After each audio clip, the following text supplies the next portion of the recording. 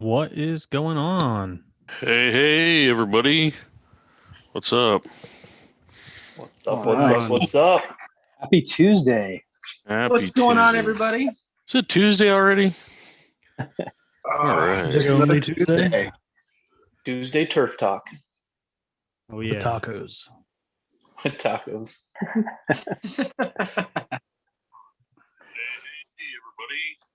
Oh, Got some feedback. Yeah, somebody's live. Hey, y'all need to turn something down over there. I don't know who that was. What's going on, Cam? Papa Mo's low. Dave, what's up, What's Dave? up, Grace? We got on my Deary Lawn on the house. We got Dave. Lawn Radiance is here. What's going Dave, on, I saw some of that. James? I saw some of that stuff you were doing on the golf course today, Dave. It looked pretty Yeah. sweet. Ortiz in the house as well. You better hide those trees from Dave.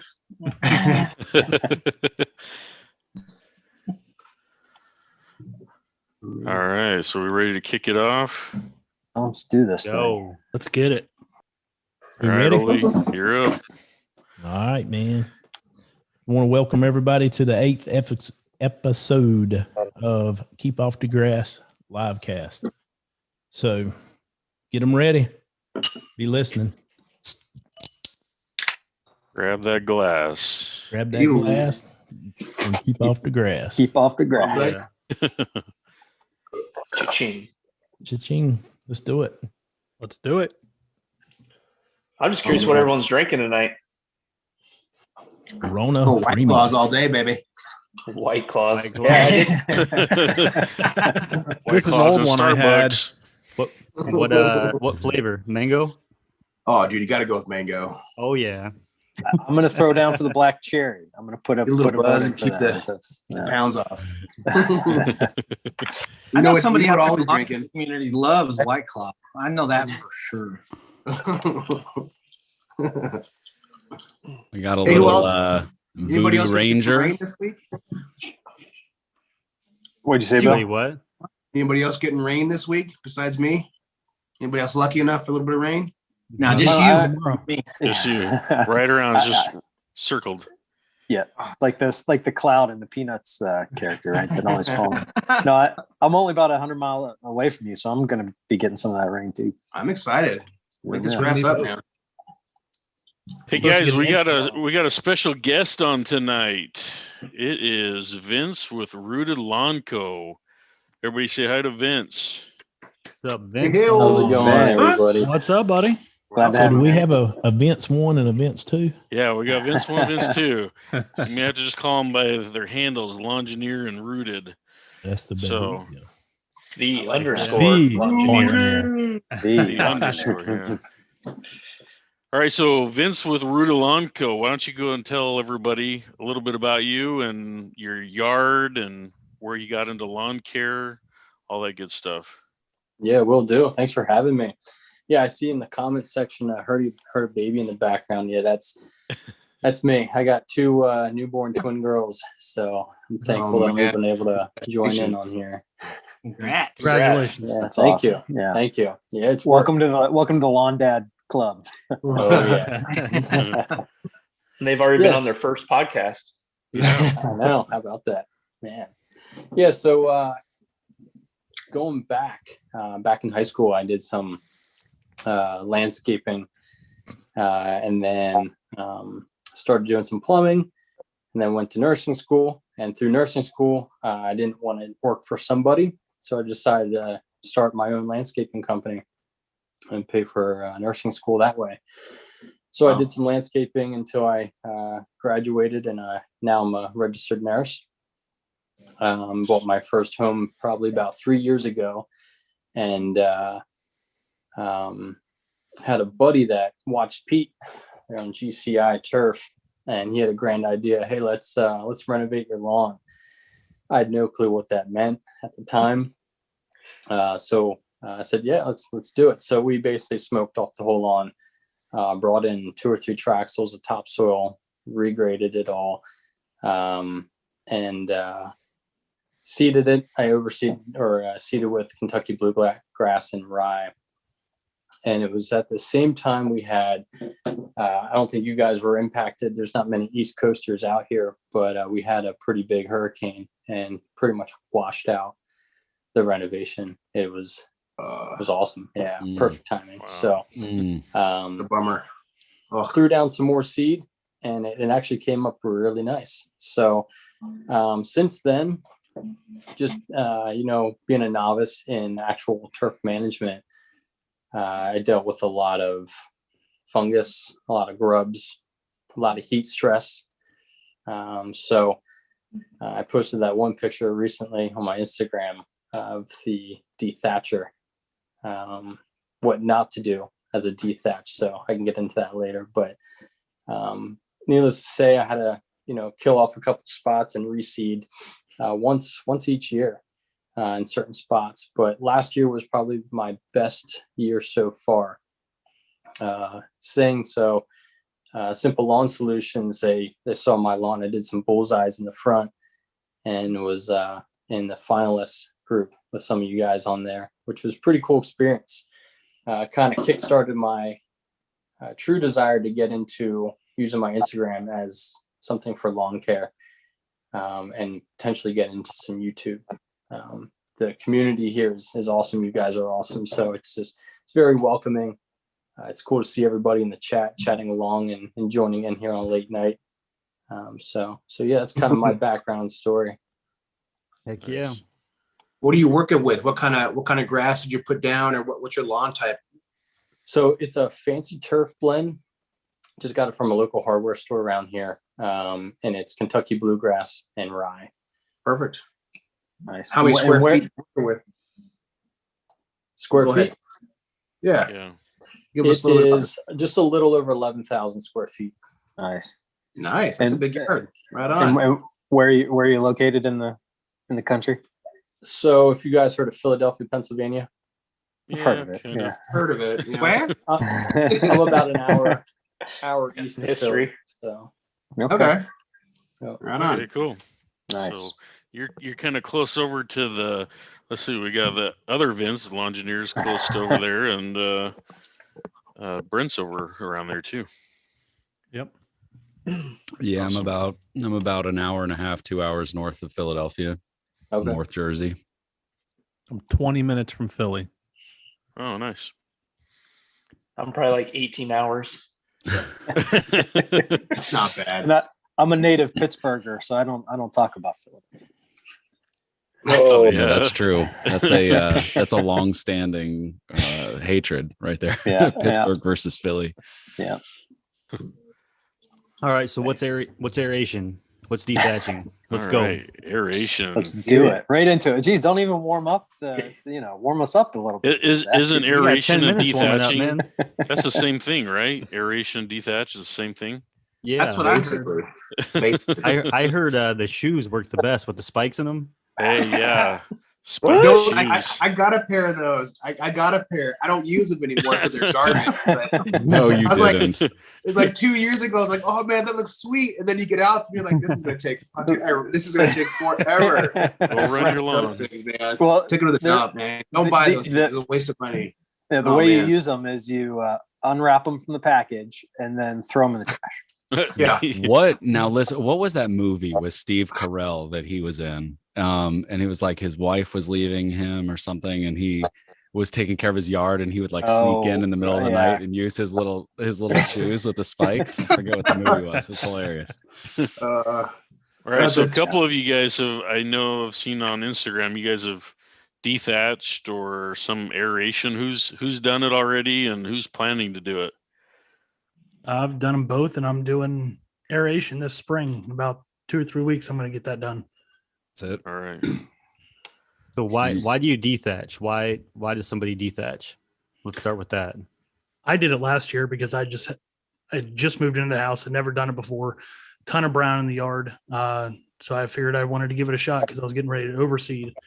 And I was shocked at the amount of brown that came out of the grass. I could fill up a 96-gallon garbage can twice with the amount of garbage that came out of there. So I don't think it had ever been done. It's not something I would do every year. I probably won't be doing it this year. Why not? It's a ton of work for one, and I loaned out the tool. You know, I have a Sunjoe Dethatcher, and I sent it out to a buddy that I work with, and he had it for about 4 hours and texted me 2 different pieces that he had broken off of it. So I got to order some parts. Oh man, buddies in they're your tools, right? I had a spot in my yard that doesn't get as much sun. It's sandwiched between my house and the neighbors, and the way the sun kind of goes across, it only maybe gets 4 hours of sun each day. So it doesn't get as much, it doesn't dry out as much during the summertime, even, especially when we get the humidity and all that good stuff. And I had the sprinklers going, and that grass there felt real spongy, almost as if the water wasn't getting down to the soil. It didn't look the best for as much water as I was putting down. So I did the handheld thatching rake and pulled up so much of that stuff. And after that, it made a really big difference on, I think, the penetration of water, and not just kind of sitting on top of all that dead material. And the grass really, kind of thrived a lot better. So I think one reason would be is to help getting moisture and nutrients down into the soil that may be blocked by some of that dead grass material that may be suffocating it in a sense. Yeah. And I think that's true, Bill, because I mean, the idea of dethatching in what we're talking about right now is kind of a misnomer in terms of what we were talking about last week, right? We were talking last week about the thatch layer as being a soil component or a kind of a part of the microcosm of what you're growing in your yard and what's growing in your turf grass, right? So the idea of dethatching is not necessarily impacting the thatch layer, but removing the dead material or anything that has yet to decay that's sitting on top of the soil, and therefore, inhibiting nutrients, water, anything like that from getting into the soil. Yeah, I mean, when you use a power rake or a dethatcher and you set it low enough, you are going to rip up some of that thatch layer, which can be that's a good thing to do especially if it's too thick. If it hasn't been done, you got to do it every few years, 3-ish years, unless you're have a grass that grows with like rhizomes or stolons. Then it kind of gets a little bit thicker because the rhizomes and things kind of get mad, part of the thatch layer. And especially too, I've seen, I don't real mow, but I've seen people that do real mow kind of have to mow or have to dethatch a little bit more often because otherwise the real mower will kind of glide across the layer of thatch instead of actually riding down on the ground. So, there's a lot of considerations to it, and having thatch in your yard is, like you said, Brent, it's part of a healthy lawn. But when it gets a little bit too thick, that's when it's a bad thing. Cause like Bill said, that's when it blocks the moisture and blocks the nutrients and your fertilizers from getting down to the soil. It gets kind of soaked up or blocked by that thatch layer. So, and again, the thatch itself is different than that dead material, like old grass clippings or something like that, that you need to kind of rake up, especially like at the beginning of spring, get, a lot of that debris and that dead material out of your lawn. So, a lot of considerations to kind of think about and knowing your soil and knowing, getting down there and taking a look and, knowing how your lawn is the best answer. Okay, so I got a couple of questions to throw out to you guys. There's a couple in the chat, and I've got one myself. But Peter Brown is asking, do we need to wait for soil temps to be at or near 55 to dethatch? And then Bermuda Brian wants to know if we reapply pre-emergent after you dethatch. And then to go along with what Sean was talking about, kind of the height and stuff. So we have a height of cut. Do we have a height of dethatch? Like, is there a certain length? So depth of dethatch. Yeah, depth of dethatch or DOD, But let's start with the temperature. I mean, as far as the depth, it depends how aggressive you want to get with it. If you just are trying to get some dead debris, which most dethatchers just get dead debris. But if you're just trying to get a light raking, I have a pull behind dethatcher rake, and I can adjust the height on it. So, if I'm trying to do just a nice skim, I can raise it. If I want to do, kind of more aggressive, I can lower it. So it just kind of depends what you're looking to accomplish with it. I know about the soil temps. We talked about it. Yeah. And that I'll pass that to somebody else. I know Brent, you just did that. So, you know, What was I your don't know if you soil want to know temps? what your, Yeah, I did. I just did it the other day. On Sunday, I was just itching to get outside. I just needed to be outside and do something. So I went ahead and pulled out my machine. I have that same Sunjoe, that Andy was mentioning before. I have that Sunjoe Scarifier Dethatcher machine, and I bought that last year. And I'll sing that thing's praises like all day long. I think it's a great machine, especially for the price point. And I was talking with somebody about that. I had mentioned it to a couple people because I posted about it on my Instagram yesterday. And listen, I'm all about that thing because I think I paid like $140 for it, on Amazon, and just for the amount of work and stuff that I've gotten out of it, like I think it's pretty great. They're worth every penny. Yeah, absolutely. I have zero problems with that thing, and I think that it's I think it's a great investment. So when we're talking about like the height, I think that particular machine is good. And again, like I bought it. I'm not saying this. I'm not pumping anybody's brand for anything other than the fact that I think it's a good machine. But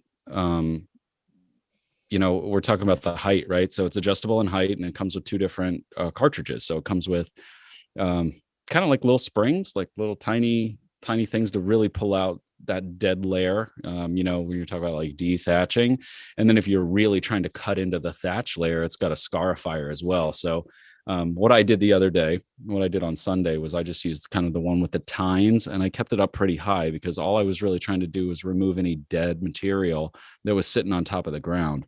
I wasn't concerned at all about soil temperatures because, like Andy was saying, I'm going to do the same thing. I said this the last couple of weeks. I'm going to go ahead and, aerate, and I'm going to, overseed everything. As soon as the soil temperatures are 55, I'm going to go ahead and, punch a bunch of holes in it, and I'm going to throw a bunch of new seed at it, and, kind of go that route. So I'm personally not too concerned about it. I don't think that there's anything wrong with doing it before 55 or after 55. I ran that machine like right in the heat of summer. I was like, I want to pull all the dead crap out of here, so let me just go ahead and do that too. So you guys correct me if I'm wrong. Like, tell me if I'm off base there. I mean, ideally you want to do it. I mean, instead of thinking about like a specific soil temperature, I like to kind of think about, when am I going to do it into like a period of when the grass is growing actively, so that way it can recover and push through that little bit of stress or damage that you get just by running, that kind of machine over the turf. So, for cool season, at the beginning of spring, as you're coming into that spring growth flush, or, at the early part of fall, when you're coming into the fall growth push. And then for warm season turf, that is in the middle of summer, when your turf's most actively growing, so it can push through that. So instead of like a specific soil temp, that's what I kind of think about when I'm planning to do, even for aeration too. That's when I think about wanting to do it. And then for the pre-emergent question, I would do it if you're going to do it in the spring before you do your pre-emergent. If you're going to do it in the spring, do it before you put down your pre-emergent, because then you get the debris out of the lawn, so the pre-emergent can actually get down into the soil a little bit easier. And then you're disturbing the soil before you put down your pre-emergent, because if you do it after, then you have to worry about breaking that weed barrier that you're trying to create. So do it when the grass is most actively growing to recover through. And if you want to do pre-emergent and do a spring raking or a spring power raking, then do that first and then do your pre-emergent. Yeah. And, I was just looking at the chat here, and Lalo, Major Look Lawn Care was saying, isn't that really more power raking than it is dethatching? And I think, what we're really talking about, at this point in the conversation, at least, is we're talking about power raking, and we're talking about removing the dead debris. At least that's what I'm talking about. And that's what I did, the other day. So, I think that, yeah, you're talking about really two different things. And that's what I was saying. It's kind of a misnomer when we say like, oh, dethatching, but we're talking about a couple different things. So, I'll hand that off to somebody else. We can kind of move that. Well, I kind of want to throw it back to Vince Rooted Lawn. Hey, so you're kind of up there by Brent. He's already done it. Have you already power raked or dethatched or anything like that yet in your yard? Yeah, so I have done some dethatching. It would have been 2 years ago.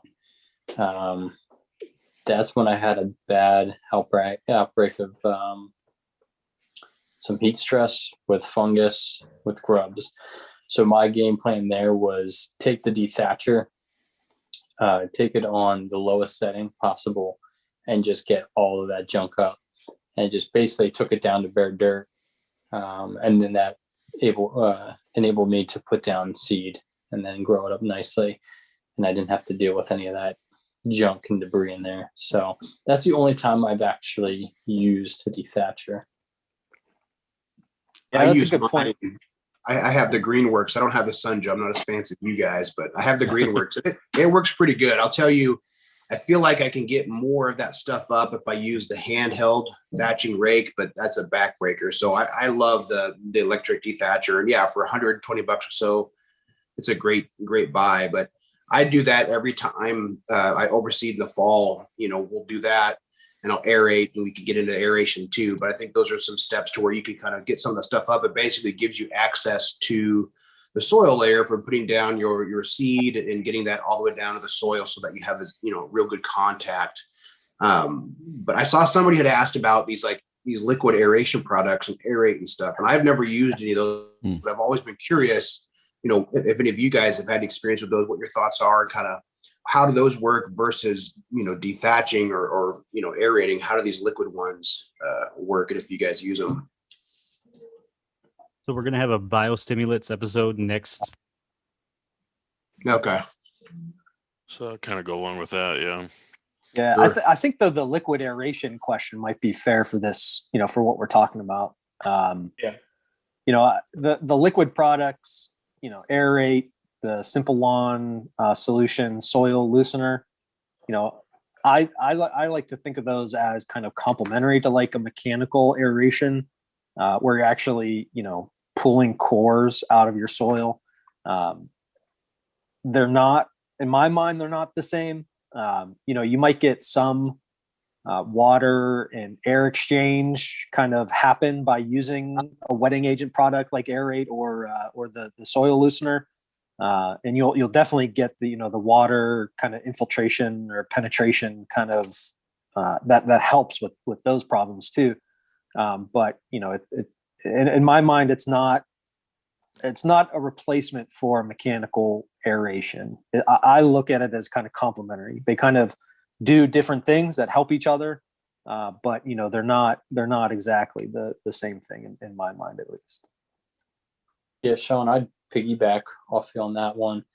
Last year, I only used liquid aerate.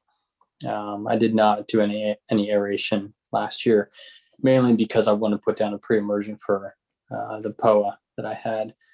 But yeah, you can't, it's apples and oranges. I think there's some studies that were out that showed, the liquid doesn't compare to the manual aeration, but there is also some more evidence coming out, which I haven't had a chance to look into. I think Lawngenuity was talking a little bit about it, that I think it was University of Colorado put out that there is more significant evidence that the liquid aerate products and just in general work better than what they previously thought.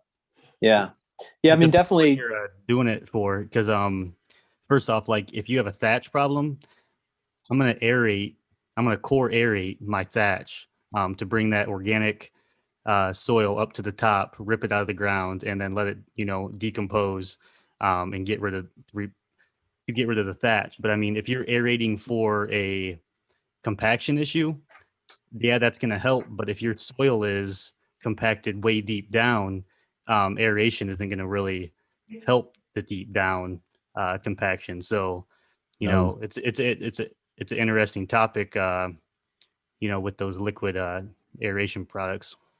Right. If No, I you mean, got they do some make serious liquid compaction. dethatching product too, you know, with like a molasses or things like that, which, you know, those help kind of break down and decompose, you know, you know, things like clippings and dead material a little bit quicker. But, you know, I don't know that they're going to break down, you know, actual thatch, because that's, you know, like the tangled mass of shoots and stems, and that, you know, that stuff's not going to break down just by, you know, getting the microbial activity kind of decomposing on it, because it's not necessarily like a dead material. It's part of, you know, just the overgrowth of the plants. So yeah, I mean, you know, there's liquid products. The aeration products are, you know, like I said, complementary in my mind, and they are really good at, you know, the wetting sort of water infiltration kind of problems. But again, even when you do kind of core aerate, you know, you're actually opening up your soil. That's a great time to, you know, add in any kind of amendments you need to add in, you know, if your soil test shows you could benefit from something like a granular humic acid, or that's a great time to put lime down if you need to raise your pH, or put in some elemental sulfur if you need to lower your pH. You know, that's a great time to do that, because your soil, you know, structure is essentially open when you pull those cores out. And, you know, you don't kind of get that benefit from a liquid product, even though it does kind of help with, you know, kind of getting chemicals and things, you know, down into the soil. It's not the same, right? So, you know, that's how I think about those kind of things. Hey, Mr. Lush, what do you guys do on that Augie Doggy down there for the stuff? No, man, we don't detach at all. I mean, you can, but you can literally kill off the whole lawn if you do it, because it's sit on top of the soil. So when you detach, you're gonna pull up that Stolon out, and it's not gonna root anymore, right? So Yeah, that's you're gonna cut those things to smithereens, man. I mean, So what do you guys do? But the only thing, what I do only on growing season, of course, bag. It still produces tons of I guess thatch, but I usually rake it off super smoothly, and try not to go as deep as you know, as some of what you guys Cusizipos will do, right? But we don't go that deep. What I usually That's what she said.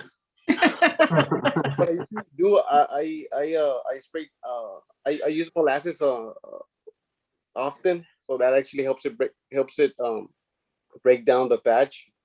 It helps a lot, but other than that, you can't really do much, man. You have to. You do coration? Do you ever you core aerate? Oh heck, that's a must, especially down since South Texas. Well, I don't know where. Here in South Texas, we have a lot of clay soil. Clay soil can get compacted real easy, man. Throughout, especially in the hot summer. So when you core aerate, it's a must. You have to core aerate at least April growing season. It's gonna help produce new growth, get more air down there and all of that. Yeah. Right? It's a must, man. I do it all the time, and I recommend it to everyone who has St. Aug. It helps tons and tons, especially in South Texas where we have clay soil. That's gonna help out a lot. So yeah. What about the centipede? Yeah. What was it again? What about centipede grass? I'm not too familiar with centipede, but it's pretty much the same thing. It's very, very similar, but no detaching at all. How about on Bermuda, Cody? Are you, you know, with Bermuda, are you treating it kind of the same way of avoiding dethatching, things like that? Well, I mean, after doing a little bit of reading and, you know, talking to a few people, you know, university studies and whatnot, it's kind of, I think I'm gonna bite the bullet this year. I'm gonna see what it will actually do to my lawn, because there's a lot of talk about, you know, don't put down any pre-emerger before you aerate. Well, how big of a difference is that going to make? Am I going to see a big difference in my Bermuda lawn? Because, you know, I'm going to be putting down my pre-emergent here. You know, I could have already done it today or yesterday, or, you know, whatever, and then I'm not going to aerate until between May and July.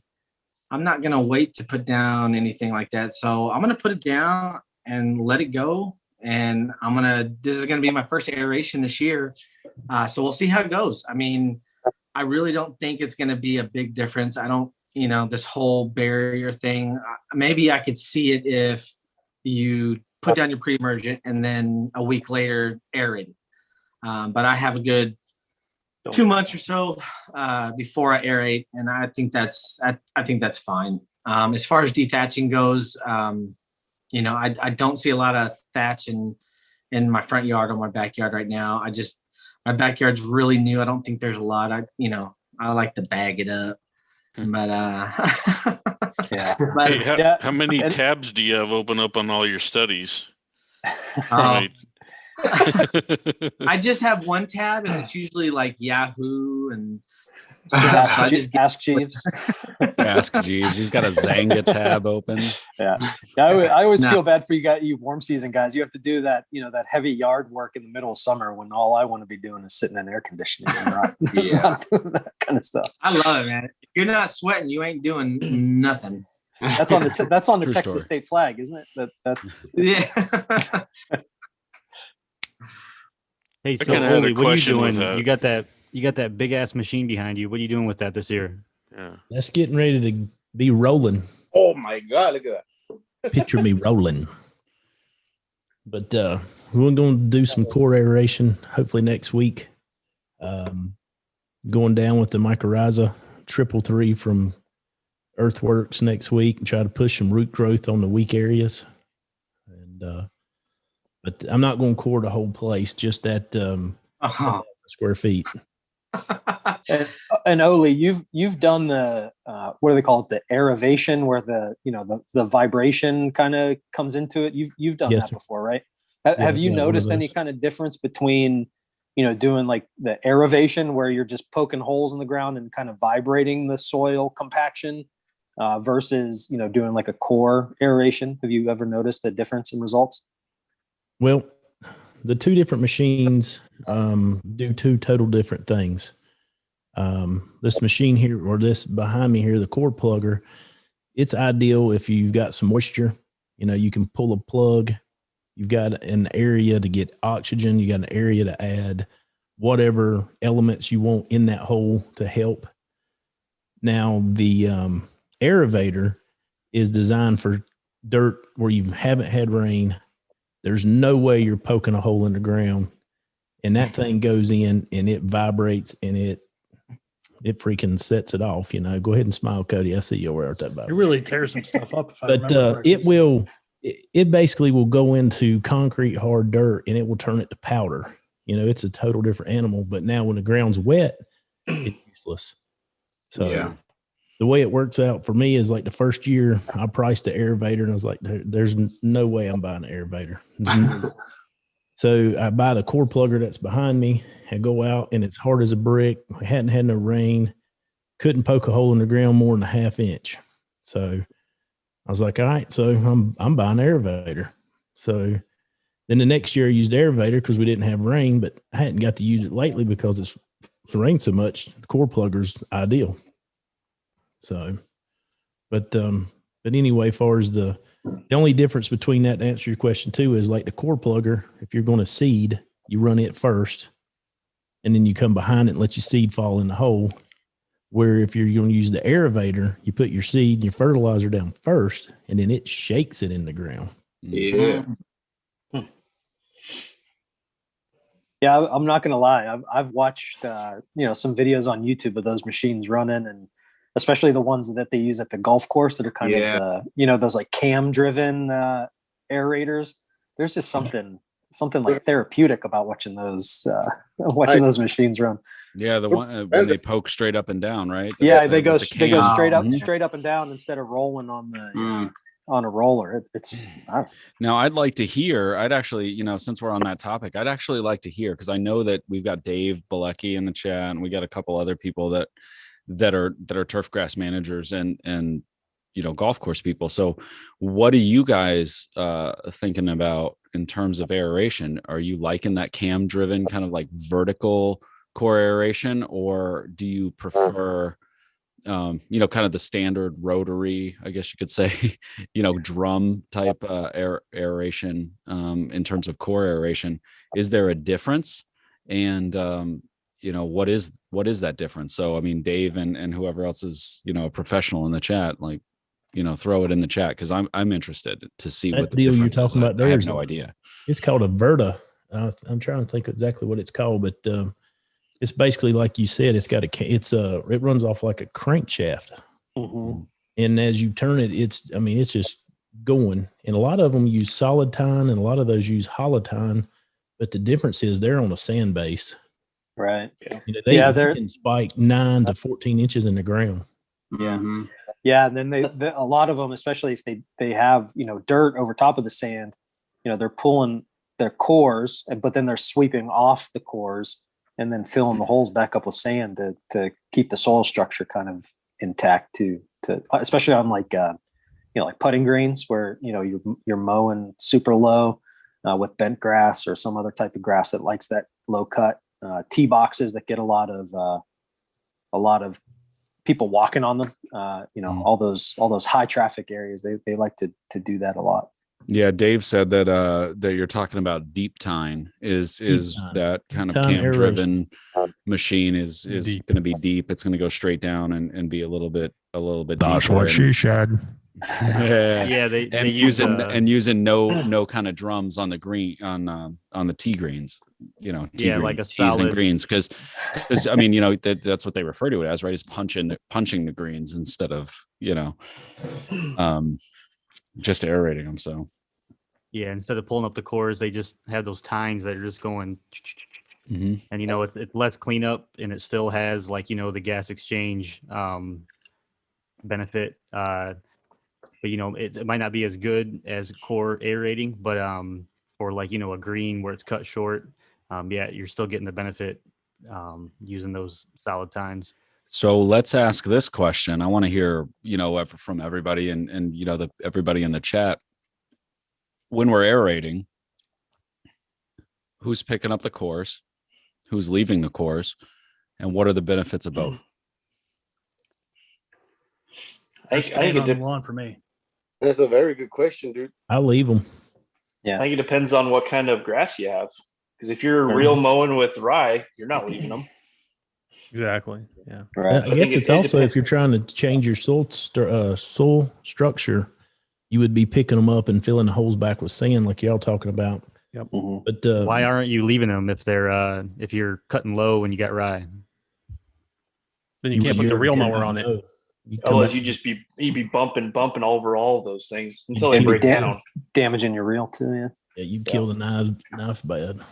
So you're gonna if you're real mowing, you're gonna pull them all off of there, and like these guys said, you're gonna try and level. You're gonna use that to try and level it out, and then for your real mowing. But like myself, I'm not real mowing, so I pull them out, I leave them on there, and I'll set my I'll let them dry out for a day or two, and I'll set my mower as high as I can, and I'll try and suck them up, hit them with the blade, and kind of break them down a little bit, get them back on the ground. So I want that return back onto it and kind of get the nutrients or the soil back up on top. That's what I do. Nate's going to come up by me and pick up the cores for me when I'm real mowing. That was nice of him. Oh, man. Is that because is he going to come pick them up? Is that because he wants to take them home and dump them on his yard? You have better soil. Yeah, I want your soil. Yeah, he could borrow the gorilla cart that you're going to get, Mark, and sweep up your cores for you and haul them off, right? Hey, man, dirt ain't cheap. That's true. It's true. Especially that Waukee dirt that Mark's got up there. Yeah, I'd come take some Iowa soil for sure, man. So what do you guys think about picking up the cores and putting them into your low spots, or if you have low spots, right? Like, are you going to pick up the cores and throw them into a low spot, kind of chop them up, throw them into a wheelbarrow and chop them up a little bit? I've heard of that being done. Is that a thing? I really think it's beneficial to use those cords if you want to use them. I mean, unless you're talking about guys that are real mowing and they want to go do something, whatever real guys do. I don't know, but you're a real guy now. I think it'd be beneficial just because of the nutrients that could be in that plug that you're pulling and getting them all out. I've never done it before, but I figured if I do it this year, I think that's exactly what I would do. Which leads me to my next question. I mean, I don't want to, take away this, but does it have to be sand to throw back in those holes? Does it have to be sand? No.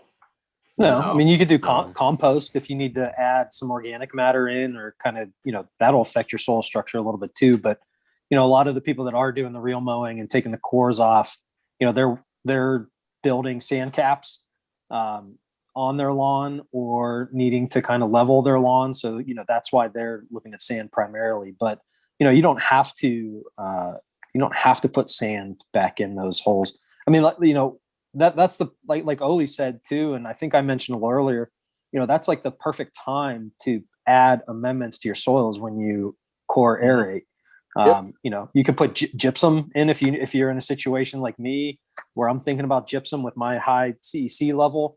I'm also thinking about maybe sand, just to change my soil structure.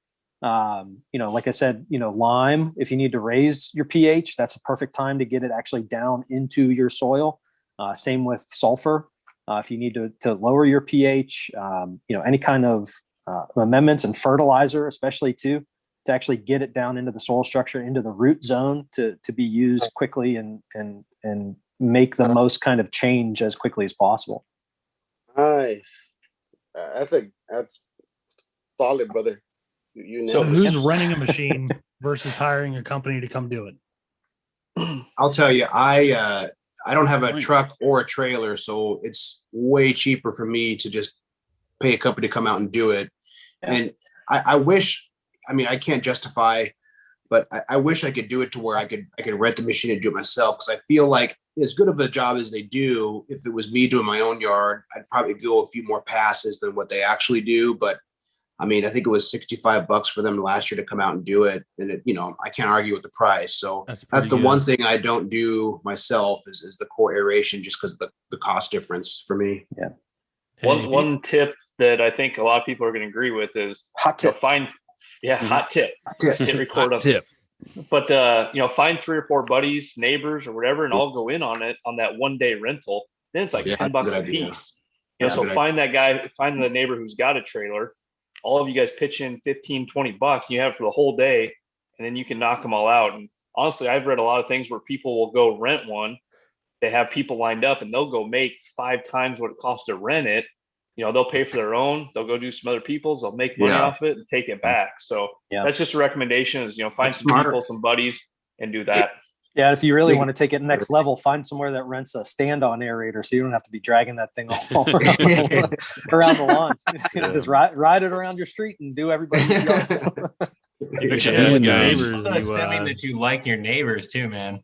Yeah, that's all I was gonna say. If you share it with your neighbors, you can't dominate. So right. And Zach, your closest neighbor is like 2 miles away, right? Yeah, pretty much. You just do the neighbor that's a couple streets down, so you just work with them. Actually, I was thinking about buying one. Shout out to my boy Rick. He's watching right now. He's not in the chat, but he's watching. And me and him were talking about buying one, and then doing exactly that. Yeah, I don't know. Then we got it for mine. We got it for his. We got it for friends and family, neighbors, and we can go make a couple bucks on the side with it, And I'm really upset because I had found, actually, it was one of those cam driven, kind of more vertical punches like we were talking about before. It was a Klassen, and I found it for like $500. Wow. On a Facebook Marketplace, and I should have jumped on it, and I didn't. Flinched. And I didn't do it. And I should have gotten it. You could have made that back in a weekend. It's the one that got away. Yeah. No, that's a good point, Nate. I've done the same thing. My neighbors and I will chip in. My neighbor has a truck, and between like the 4 or 5 of us, we'll just go to Home Depot and just rent the machine. It's probably $20 a piece or whatever for the whole day. And then you have it for the whole day. And, I think Dave Bilecki mentioned it in the chat. You want to poke as many holes as possible in that soil. So I'm going triple, quadruple passes. Like I'm just poking holes. I've only got 4,000 square feet. So for me, it's not as hard. That's easy for me to do. Now it is a small yard, so turning that machine around, that's difficult, Labor and of love. that wears you out. But yeah, just poke as many holes as you can. Absolutely. You're poking those holes. Yeah, I just found my neighbor's his brother-in-law or brother has a landscape company, and he pulled up the street with the right stinger on the back of his trailer. So I gotta figure out a way to let him ride, bring that thing over to the street for a day and let me ride that around. That's a nice machine. So there's a guy actually in our neighborhood. So, and this kind of leads into my question too, is, he went out and rented a aerator. He lost his job like a week ago or something like that. So this is, he's trying to make some quick money, and there was a ton of people that were lined up, but my neighborhood's fairly new. I think the oldest house is like 2 years old. My lawn's only been in since August, so I'm not going to go through and dethatch and aerate yet. And so I was kind of curious why all these other people were doing it. Is there a certain length of time you need to wait? I mean, because some people are in the chat talking about, hey, I just reseeded in the fall. At what point do you thatch and aerate? Well, if it's not thick and you're wanting to do a spring seeding, then you go at it. Poke some holes, put some grass seed down. Yeah, I mean, for cool season guys, especially with turf type tall fescue or ryegrass, aeration and overseeding is basically an annual thing. We're doing it. I do it every fall, just because I gotta build my lawn back up after the hot summers that we have. I like the idea of getting new modern grass cultivars into my lawn, where my lawn's been around since they built the house in the 90s. And even though your house is a brand new build, if you have if that might be a good time to do it, because you might be coming through a period where they had a lot of machinery on the lot with actually building your house, a lot of people walking around. So it might be a good time to do it. If you're noticing, especially if you're noticing compaction issues. But for me, I'm doing it every year. For like a lot of the new sod bills, because of the like the bobcats and stuff that they're going to roll through there, they actually new sod actually has some of the worst compaction issues, even if you compare that to a yard that's like 20 years old, just because of the amount of equipment. And then depending on when the sod was laid, particularly like in new developments, they'll literally lay sod in the middle of the winter if they have to, just to meet like neighborhood covenants. So it's really more about like, oftentimes it actually can be better to aerate on new sod than on an existing lawn. Okay. Yeah, we moved in my house. We moved in a new development. I moved in January of 2017, and they had just got done building it in the fall the previous year. And I think they laid all the sod down, and it didn't really take all that well, and it died off. So I think all that survived was patches of fescue. Everything else that they had in that blend, whatever they used for the sod, was gone. So I've aerated and overseeded every year, and it looks way better than any of the neighbors, like by far. I got a guy that just moved in across the street. He seems to be really into it. So maybe I got a new buddy where we can chip in an aerator going forward. But yeah, I think it makes a huge difference putting in that fresh seed each year or every other year or whatever. Yeah, I mean, that aerating, especially if you have fescue or rye or cool season lawns, even some warm season lawns, aerating is like one of the single best things you can do for your lawn, just because you're breaking up the compaction, you're letting water get into the root zone, you're letting air get into the root zone, you're creating space for the grass plant to expand a little bit, you're opening up the soil to add in fertilizers actually down into the root zone. So all of these benefits you can get just by doing this one thing. And I think it was somebody mentioned that when they aerated their lawn, that's when they noticed that it like went to like the next level. So that in addition to mowing and watering right, and having kind of a basic fertility plan, the aeration is one of the best things you can do to actually improve your lawn. Yeah, let's hear from Vince, Rooted Lawn Care. What do you when was the last time you aerated, and what are your thoughts on everything we've been talking about, brother? All right. Last time I aerated was, I'd say, 2 years ago when I did that dethatching. Now Now, I did another lawn last fall for a friend where he had, I'd say probably 30-40% of good grass left. So I smoked off some of the weeds and did a heavy aeration and then did an overseed and had pretty good results.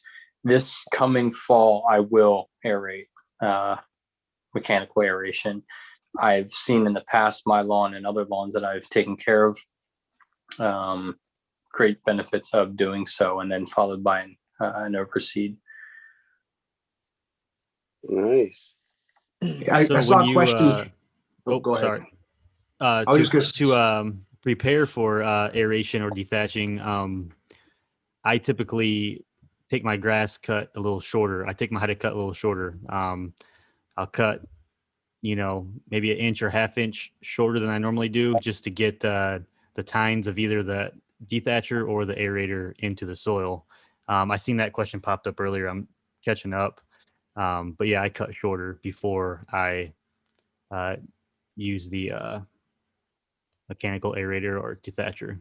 You definitely want to cut short before. Another reason you cut short before you core plug, it gives you time for the little dirt turds to, wash away instead of killing your blades. Cut it low, do your core plugging, let them things evaporate, because that's all the soil you've been working on to fix all this time. So don't get rid of it. Don't give it to Nate Dog. Don't give it away. Keep that. Yeah, and that's a good point too. Lowering your height of cut isn't just something you can do, right away. Especially, you don't want to break the 1/3 rule. So, you have to take it down little bit by little bit by little bit. So, you have to come up with the plan and, start early to do the right kind of things leading up to this. So even though, you decide you want to aerate, 2, 3, 4 weeks ahead of time, that's when you really start needing to do the actions to get your lawn ready to be aerated. So how long does it actually take for cores? Because I've never aerated. How long does it take for cores to break down and go back into the soil? That depends on rain. That depends on, Well, I'm from the desert, so we don't have any rain. You're out there with a broom. You're out there with a broom, knocking them down. Yeah, I have a lot of clay, and I think they get, if I walk on them, they'll kind of smush, and they'll work their way back in eventually. But I've only done it in the fall where I got the sprinklers running pretty consistently afterward with my overseeding. So I don't know I don't know how long it would take if it dries out in the summer or the spring or whatever. But are we talking days or weeks, or I mean, what? No, weeks. Days or weeks, not months. Yeah. Not months. Yeah. Not down you here. probably wouldn't see them as your grass is growing. They'd kind of work their way in, and then the blades would kind of grow up above it. And you wouldn't even see them after a few days, really, probably, unless you really looked. But you Brian, bust them up with your mower some. So, after you core plug and you mow, be thinking about sharpening blades. One last thing, Hush. If you're looking to core plug and you're going to and you have irrigation, be sure to flag all your heads first. Yes. Thank you. I was going to bring that up. Jamie, the accountant in the chat, brought that up. That's a very good point. That, and if you have any landscape lighting where you have shallow cables, make sure those are either painted or where you got to know where they are. And then Brian, kind of to go back to your question, I've done the core aeration, and those plugs will go away after a few weeks. I'm saying maybe like 2 weeks. I mow every 3 days, 4 days. So that in combination with the watering, I'm pretty good after 2 weeks. But one more thing I want to bring up too is that when you are core aerating, you want to make sure that you get a good plug, right? And for those who soils are dry and you haven't had a lot of rain, if you're going to go out and rent an aerator, make sure you water the lawn as best you can a couple days leading up to that aeration to make sure that you've got a good wet soil that can pull a good plug, a good 2, 3. If you can get 4-inch, that'd be great. The bigger the plug, the longer the plug, the better. Yeah, that's a good point, Vince. Number one, good job.